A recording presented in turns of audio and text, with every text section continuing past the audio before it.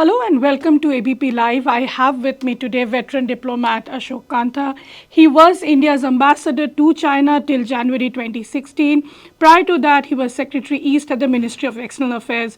We are going to talk to him about the India-China relations, where they are headed, even as we complete 3 years of the Galwan clash. Welcome to ABP Live, sir, and thank you so much for talking to us. Thank you. Sir, to begin with, this month, by the 15th, we'll be completing 3 years of the Galwan clash. Now, while we know some amount of disengagement has happened, a lot is still left. If you can clear it out for our viewers in the sense where all the friction points are still there, in terms of what we get to hear from the government is that Demchok and Depsang continues to be the main concern areas, but they are also sort of legacy issues. And then there is this issue of about patrolling points. So can you give us a clearer picture, sir, what is remaining and where is the disengagement and then the de-escalation talks are headed? No, just to give you the background, sometime around April-May 2020, China inducted additional 50,000 troops in eastern Ladakh. Okay. And they tried to change status quo along multiple points in the western sector of India-China borders. This led to a situation where forces of two countries came face to face, because we also deployed additional troops from our side. There was additional deployment about 50,000 troops from both sides in eastern Ladakh or opposite eastern Ladakh. We had so-called friction points at multiple locations. Since June 2020, we have managed to disengage at 5 of the friction points. Okay.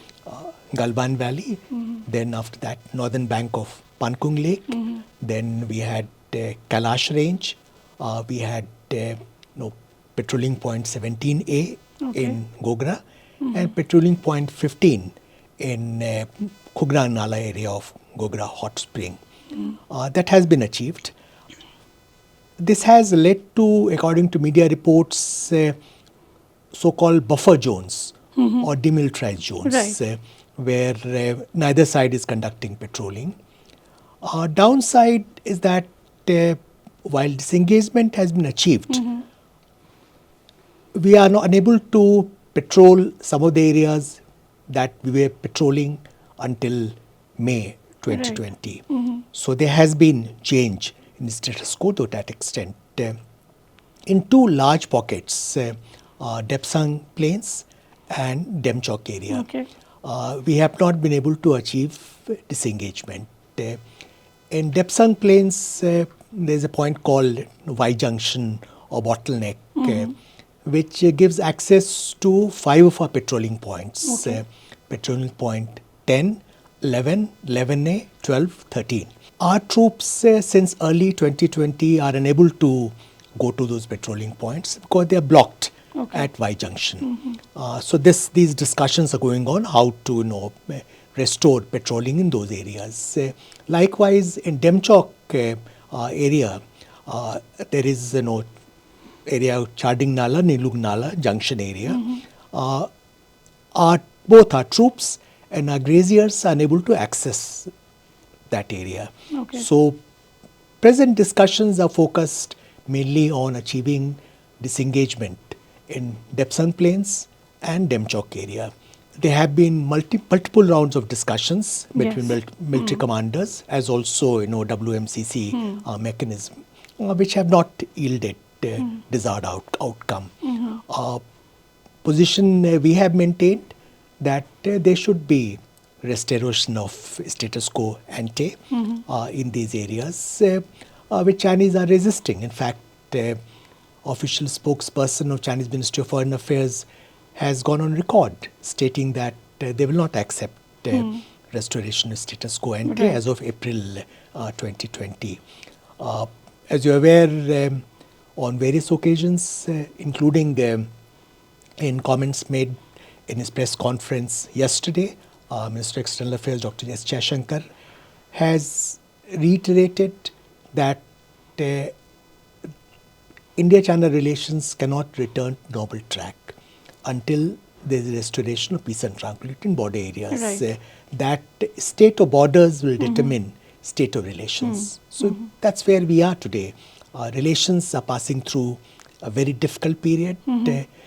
Situation along the borders, though better compared to what we had in 2020, since disengagement has been achieved at 5 friction points, remains tense because there has been no progress in terms of disengagement at 2 of the friction points, and there is absolutely no movement as far as de-escalation or de-induction of troops Right. is concerned. Sir, also if I can ask you in the sense, when we talk about the disengagement part, as you rightly said that there had been several rounds of commander level talks and also at the level of diplomats. But do you think that what was originally discussed in 2020 when we saw External Affairs Minister Jaishankar going to Moscow and they arriving at some kind of a 5-point roadmap, since then the Chinese have shifted the goalpost, or you think they just now really want to, as again what the government says, that they want to really upend all the border protocols that we used to have? What they have done during the course of last 3 years, the beginning spring of 2020, is to, as I mentioned earlier, try and change status quo at multiple locations, Right. which was in complete violation of understandings reached between two countries. And I was personally involved in negotiating many of those agreements. Induction of additional troops close to line of actual control is also in violation of Right. understandings between two sides. Chinese have converted borders which were relatively peaceful until early 2020 into a live border, Right. where you have deployment of troops in fairly high numbers, along with artillery, air support, and other military Right. wherewithal, which is not at all desirable. The present situation has led to peace and tranquility being disturbed very seriously in the border areas.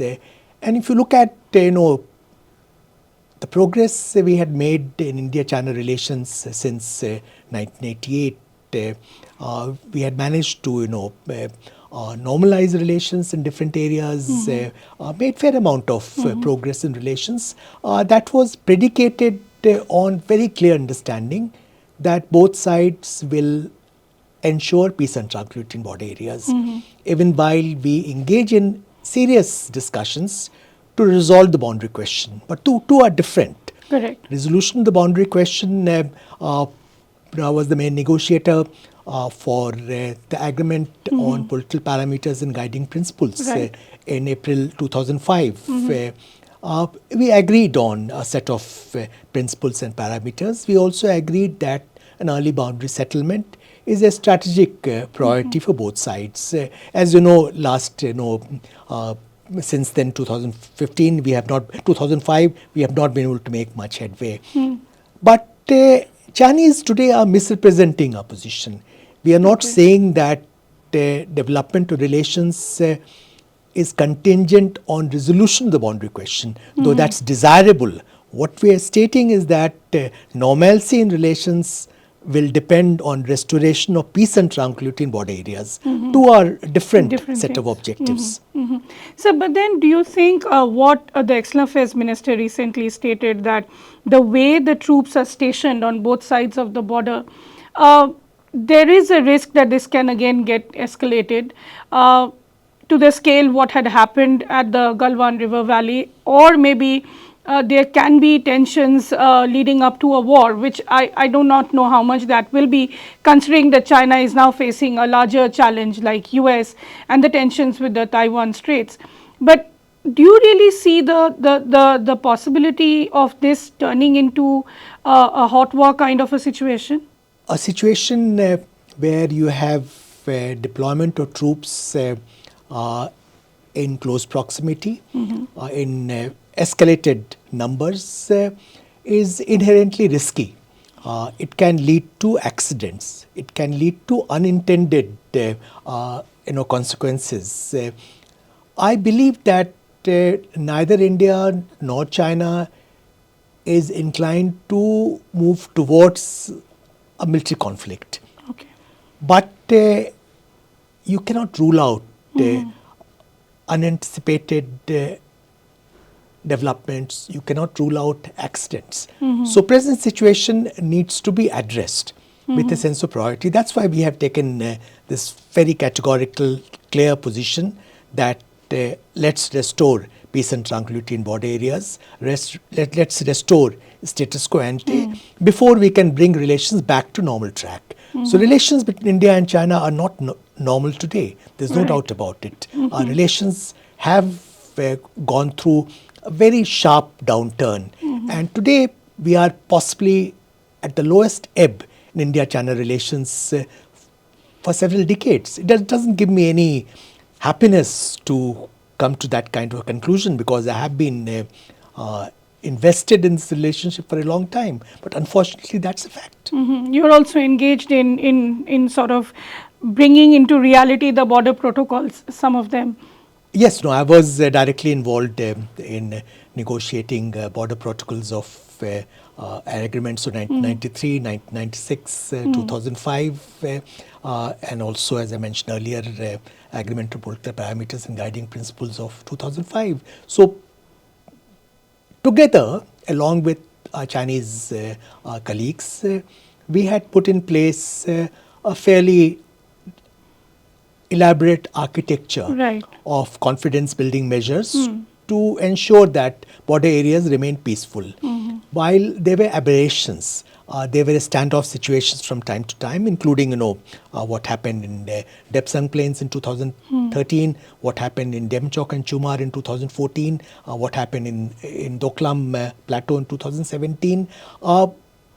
We had ensured that border areas remained peaceful, with relatively low level of deployment of troops by both sides. That situation has been disturbed very significantly by the Chinese side. We can only speculate on why it has happened, why they have done that. But what has been achieved by China through these actions is to see that we remain bogged down by land borders, that the cost of border management for India goes up, that since we are preoccupied with land borders, we can't focus adequately on the maritime dimension. And also perhaps conveying to us a message that when it comes to India-China border situation, others, including the Americans, cannot be of much help to you. So a kind of signaling perhaps is taking place. Given opacity of Chinese system, we are not sure why they have done what they have done, even though realizing that it has not only seriously impacted India-China relations, but sent out a signal to rest of the international community that China is a country with a pattern of behavior which is rather disturbing, rather worrisome. And this is not something limited to India-China borders. You see a similar pattern of behavior elsewhere in South China Sea, in East China Sea, in Taiwan Strait. So there is a pattern of aggressive behavior, of trying to change the status quo through salami slicing, incremental steps, while staying short of an all-out military conflict. So not crossing the threshold military conflict, but changing ground realities through incremental what is sometimes referred to as grey zone operations. So interesting you say that it is still not clear today, 3 years down the line, why China took such a step, knowing pretty well that this might and this has adversely impacted its bilateral ties with India. But do you think now with Xi Jinping getting this unprecedented powers, he is now being held as the next Mao Zedong and a president for life he's become in China. He's now designed something like a GSI, the Global Security Initiative. Do you think under that things are going to change and there'll be a paradigm shift between India China because of GSI, or you think that's his larger plan as far as the world is concerned? I'm unfortunately not that optimistic. We may be able to achieve, disengagement in two of the remaining pockets, Depsang and Demchok, which will lead to improvement in situation along the borders. Though I believe that disengagement which has been worked out in 5 of the so-called friction points through creation of so-called buffer zones should be a temporary expedient. That should not become the new normal along the borders. In some areas, there has been overlapping patrolling by two sides. Perhaps at some point of time we can formalize overlapping patrolling. But areas that we were patrolling earlier, we should retain the right of visiting those areas, not give up our right. I think that's important. So this is one set of issues, how to bring about a disengagement. Once we have disengagement, hopefully it will lead to de-escalation of troops and de-induction of troops. There again, we have to bear in mind that given differences in nature of terrain on two sides, given the fact that the infrastructure on Chinese side is so much better compared to what we have our side, though we have taken a number of steps in recent years. Time taken to induct additional troops is much higher on our side compared to Chinese side. This is a known fact. So while de-inducting troops, we should bear that in mind, that to what extent we can de-induct troops. So that's one thing. But this is one set of issues, no border related issues. But we have a larger problem in India-China relations where a whole lot of issues ranging from boundary question to very sharp divergence in strategic perceptions of two countries on issues like what should be future of Indo-Pacific. Chinese don't even accept concept of Indo-Pacific. They have deep concerns about Quad. We believe that the Chinese would like to have hierarchical order where they would like to emerge as the preeminent power first in Indo-Pacific and eventually globally. Now that is something not acceptable to us. We would like to see a multipolar and balanced Asia. We would like to see a multipolar and balanced global landscape. So there is divergence in strategic objectives of India and China. Then we believe that Chinese are not at all helpful when it comes to rise of India. They are not responsive to our interests, our concerns and aspirations as a rising power. They are taking steps which amounts to our vital interests being undermined in our shared periphery, whether it what be are some of those steps? for instance, kind of activities they have in Pakistan, in Sri Lanka, in Nepal, in Indian Ocean region. They are trying to emerge as the dominant power in both shared land periphery and Indian Ocean region, though Indian Ocean region will take time. But their footprint, their presence has been expanded very significantly, and they are pursuing a two ocean strategy where they would like to be a major maritime power, not only in the Pacific but also in Indian Ocean region. How to manage our overlapping footprint? That's going to be another very challenging proposition. What I'm trying to suggest that while border related issues are important, there is no doubt that these issues have once again come to occupy the center stage in India-China relations. There are a whole lot of other issues which are also structural in nature. even in areas where we had made progress earlier, for instance, economic relationship. Today, there are deep concerns in India about the fact that our The trade rising trade deficit with China deficit. exceeded $100 billion last year.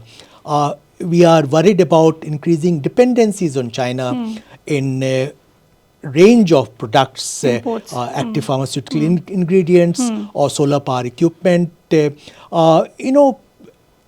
Given the backdrop that Chinese have a tendency to weaponize economic dependence or Right. interdependence. They have done it repeatedly in case of many countries. So we would like so many other countries, de-risk our economic engagement with China. So even if we have improvement in situation in the border areas, I'm unfortunately of the view that India-China relations will remain fraught, and so we will continue to face serious difficulties in management of this relationship. China will remain our primary strategic challenge. So interesting you say that at a year when, and that's probably my last question, in a year where India is both the chair of the Shanghai Cooperation Organization, the SCO, as well as the G20. Now there were hopes that because of the SCO summit that India will be hosting, President Xi Jinping might be coming to Delhi, to India.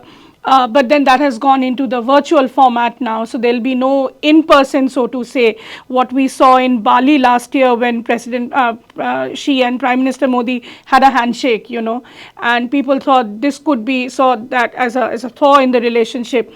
Do you think he will be coming in G20, and maybe that will herald the next steps where maybe this immediate challenge of LSE will be sorted? And then we can, move on to probably towards normalcy. And we hope that President Xi Jinping will come for G20 summit to India in September this year. While that will provide an incentive for both sides to try and bring relations back to the normal track, especially beginning with state of the borders.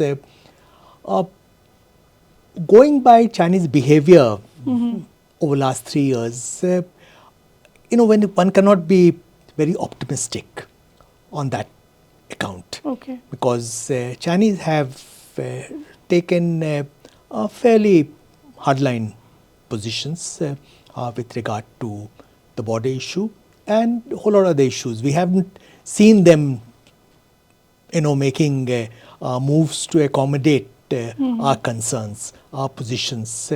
I'll be very happy if some of these issues are put behind us and we bring relations back to the normal track.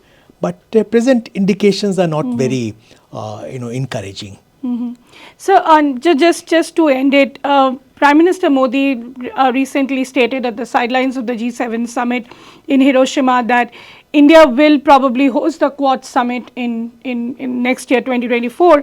If that really happens and we are now firmly within the strategic ambit of the US, be it Indo-Pacific or Quad, do you think this will also have a larger bearing on India-China ties and making the border issue more complex? Well, let me clarify one fact that Quad has a very large agenda. It's not a grouping constructed to sort of contain or counter China. Likewise, when it comes to India-US strategic partnership, it's a broad spectrum in character. China is a consideration, no doubt about it.